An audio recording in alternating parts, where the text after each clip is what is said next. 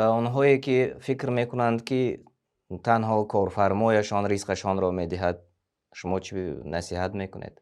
رزق در دست الله سبحانه و تعالی هست. و ما من دابة فی الارض الا علی الله رزقها.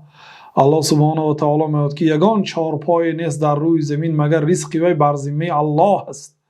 حضرت سلیمان علیه السلام یک ملک داده شدند که کسی داده نشده بود و تا قیامت داده هم نمیشد. رب هب لی و هب لی ملک لا ینبغی لاحد من بعدی، برای من ملک عطا کن که بعد من به کسی نداده باشه. گفتند الله تعالی شمال را مسخر کرد و علمنا منطق الطیر، با پرنده های با حیوانات ها نطق آنها را داده شدند.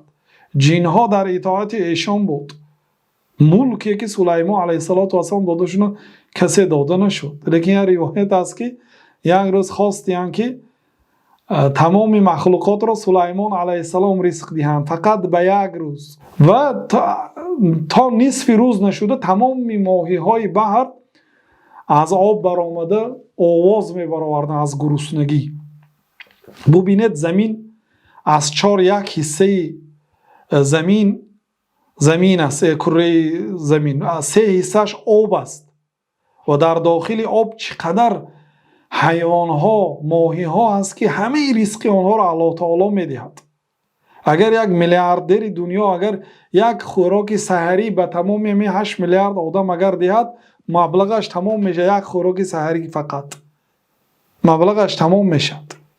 الله تعالی نه فقط انسان ها، جن ها و آن مخلوقات هایی که در آسمان است مانند پرنده ها و در زیر زمین است، در آب است، همه آنها را الله سبحانه و تعالی رزق میدهد. و از روزی که زمین و آسمان را آفریده است تا امروز چقدر خیرات کرد الله تعالی. بنابراین و تا قیامت چقدر خیر میکنه. یعنی باید که انسان یقین داشته باشد که رزقش را الله تعالی میدهد و الله تعالی رازق است، رزاق است، رزق دهنده و بسیار رزق دهنده است. به این صفت الله تعالی، به این نام الله تعالی بنده مؤمن ایمان داشته باشد.